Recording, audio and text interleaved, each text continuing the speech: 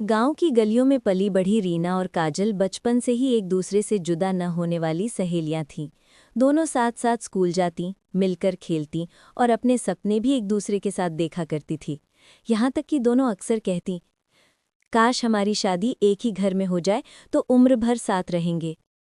भगवान ने उनकी ये इच्छा पूरी कर दी। रीना और काजल की शादी एक ही घर के दो भाइयों से हो गई। पहले तो दोनों बेहद खुश थीं। रीना काजल से बोली, अब तो हम सचमुच बहनें बन गई। शादी के शुरुआती दिनों में दोनों साथ मिलकर काम करतीं, सास की मदद करतीं, रसोई में हंसती खिलखिलातीं। गांव गली की औरतें कहतीं, देखो किस्मत से ये दोनों सहेलियां अब एक ही घर की बहुएं हैं, घर कितना भाग्यशाली है। लेकिन जैसे जैसे दिन बीते, गृहस्थी की वास्तविकता सामने आने लगी। एक दिन सास ने रसोई में देखा कि काजल की बनाई दाल ज्यादा स्वादिष्ट है। उसने तारीफ कर दी, काजल तेरा हाथ तो कमाल का है, रीना तू भी उससे सीख ले। रीना के दिल को चोट पहुंची। वो मन ही मन सोचने लगी, सासू माँ को हमेशा काजल ही प्यारी लगती है। उधर काजल को लगा, रीना नाराज क्यों होती है, मैंने तो कुछ गलत नहीं किया।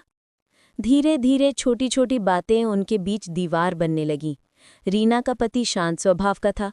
वो रीना को समझाता, तुम दोनों बचपन की सहेलियां हो, क्यों छोटी बातों को मन में रखती हो।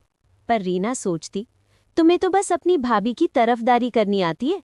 दूसरी ओर काजल का पति उसकी तारीफ करता और कहता, घरवाले तुम्हें सबकी लाडली मानते हैं। ये सुनकर काजल के मन में भी धीरे धीरे अहंकार घर करने लगा। घर के कामों में हर जगह तुलना होने लगी। किसकी सब्जी स्वादिष्ट है, किसने सास की सेवा बेहतर की, किसका बच्चा ज्यादा होशियार है। जो सहेलियां पहले हर सुख दुख बांटती थीं, अब एक दूसरे से जलने लगी। गली मोहल्ले में बातें फैलने लगी कि कल तक जो दो सहेलियां एक दूसरे के लिए जान देती थीं, आज एक दूसरे की दुश्मन बन गई हैं। एक दिन घर में शादी का निमंत्रण आया। सास ने कहा, काजल को तो मैं अपने साथ ले जाऊंगी, वो सब काम अच्छे से संभाल लेगी। रीना का गुस्सा फूट पड़ा, तो मैं क्या बेकार हूं, मुझे हमेशा पीछे क्यों किया जाता है। बात बढ़ते बढ़ते बहस और रोने धोने तक पहुंच गए। दोनों सहेलियां पहली बार खुलेआम एक दूसरे पर कटाक्ष करने लगी।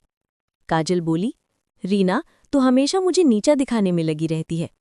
रीना पलटकर बोली, तू खुद को बड़ा समझने लगी है, तभी सब तेरी तरफ झुकते हैं।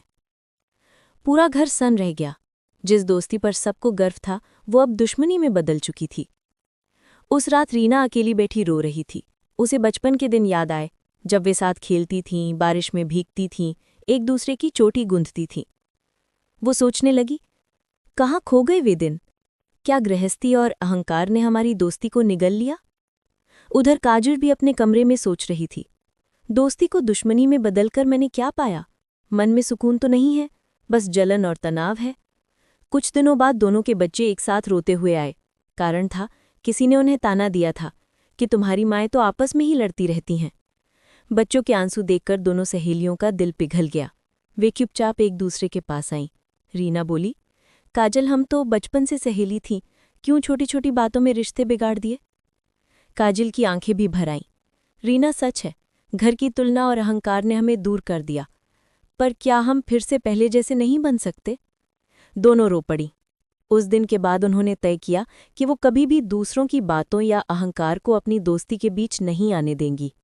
सच ही है, सच्ची दोस्ती तभी टिकती है जब उसमें अहंकार और तुलना की आग न लगे। घर गृहस्थी की जिम्मेदारियां दोस्ती की असली परीक्षा होती हैं। अगर दो सहेलियां इस परीक्षा में प्रेम और धैर्य से सफल हों तो रिश्ता और भी मजबूत हो जाता है। अगर आपको ये कहानी पसंद आई और आप भी यही सोचते हैं तो कृपया लाइक करें, शेयर करें, सब्सक्राइब करें और कमेंट करना ना भूलें।